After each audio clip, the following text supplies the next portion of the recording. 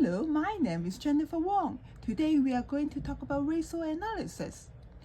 Starting with net asset turnover, sales divided by capital employed, gross profit margin, gross profit divided by sales, you will get 22.9%.